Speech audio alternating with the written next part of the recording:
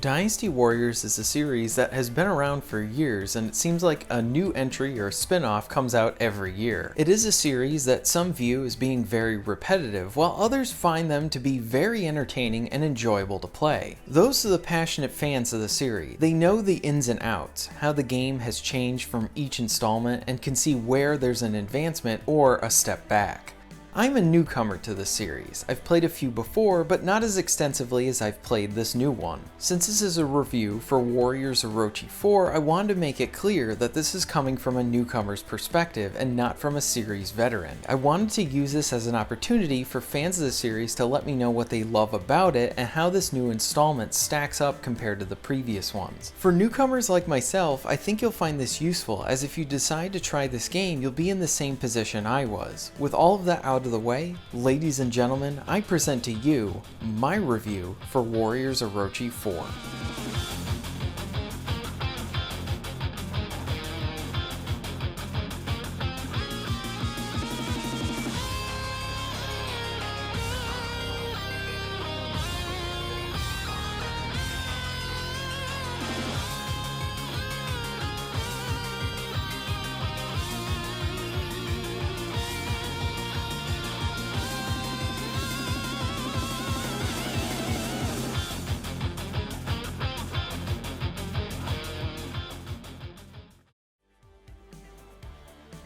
Warriors Orochi is a spin-off series from the Dynasty Warriors series that essentially is a celebration crossover of sorts between the Dynasty Warriors characters and the characters of the Samurai Warriors series. The gameplay is all about action, and you'll be defeating mobs of enemies to beat the levels.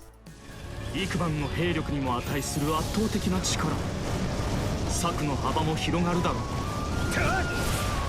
大きな戦力には違いないが、見栄えはどうだな。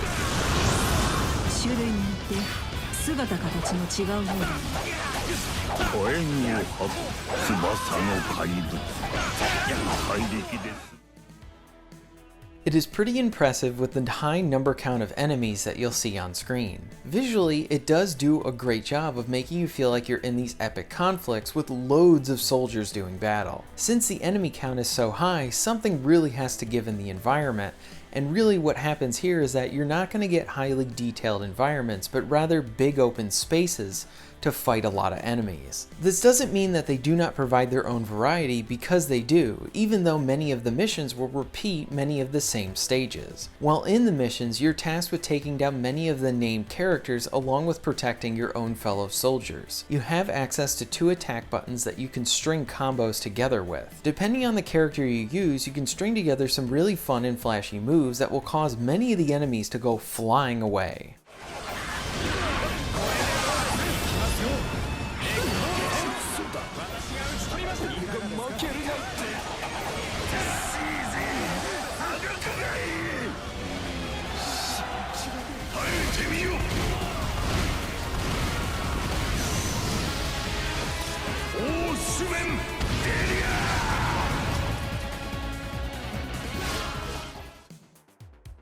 Your basic attack will serve you well, but there's also more options here than just that. You have a magic attack and some special moves that can do a lot of damage. Each character has a few magic abilities, and magic can be used once your magic orb is full. These are where you'll see more of the flashy moves, like being able to send down a bolt of lightning, a huge fire blast, or turn into a fire-like bird and rush the enemies. There are more moves as here as well. They're fun to pull off and provide some of the most fun within the combat.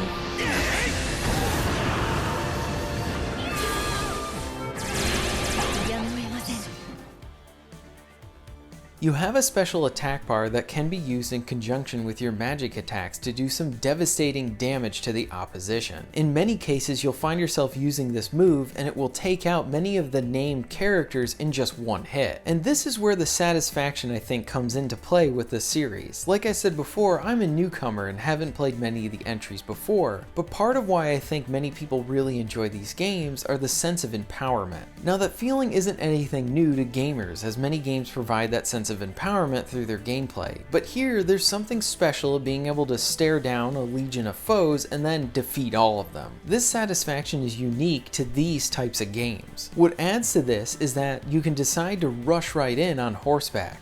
You feel like you're in this big epic action sequence as you're charging down a bunch of enemy forces and crushing everyone in your way.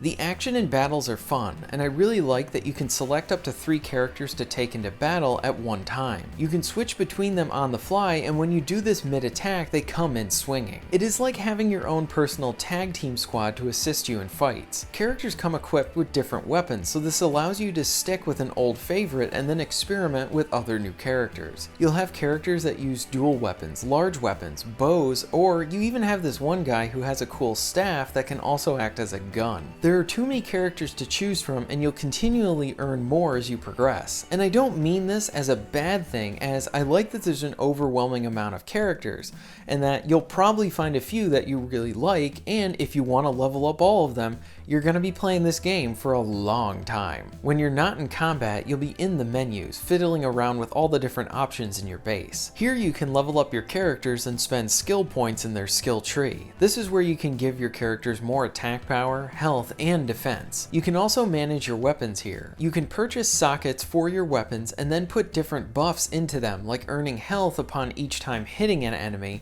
or getting more experience points along with other options. In addition to leveling up your characters, you can level up your base, which gives you better items to purchase and stat increases that affect every character. You can also send soldiers out on missions to be able to give you more rewards, and they'll be out on those missions while you're tackling something else. The game has a solid campaign, but I can't really comment on the story well since I didn't play the previous 3 games. What I can say is that the story does not get in the way of the action and can be skipped if you just want to solely focus on the gameplay. There are some good action-like cutscenes that occur throughout the missions, and those are fun to watch. I would love to hear from fans of the series as if they find the story to be good here or important to the series. There is a diverse selection of characters, so you do have that variety here as well. I do need to mention that the missions are pretty much the same, but always set in a new location. I was fine with this since I enjoyed the gameplay and the rewards that went with it. Playing new characters and leveling them up was engaging and relaxing, but some will find this game really repetitive since the gameplay is not the most in-depth system. But in a way I also like that, because while this game doesn't really have depth, it goes for more of accessibility, because this game can be really fun in some co-op filled nights with friends. I played a substantial amount of the missions with a friend in split screen. We both really didn't know what was going on in the story and didn't care. We were hacking and slashing everyone on screen and having a blast. I love that this had split screen co-op, and I always praise it when I see it in a game.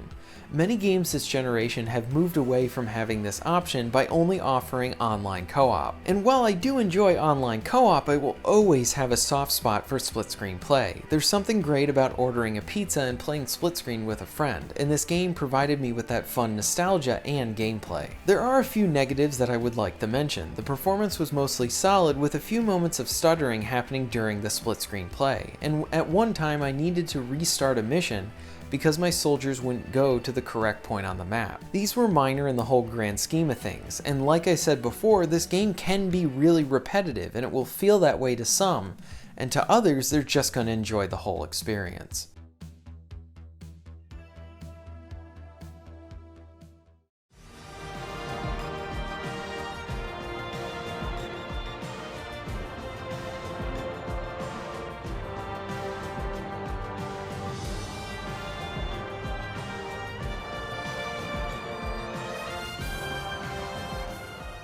While I'm not a historical fan of this series or the mainline series, I had fun with this game. I really enjoyed fighting in the big battles, leveling up my characters, and bettering my equipment and base. Split screen was very enjoyable and my preferred way to play this game. If you're looking for a new co-op game where you want to fight legions of bad guys, then this is for you. I had fun with it and I'd like to recommend you try it out.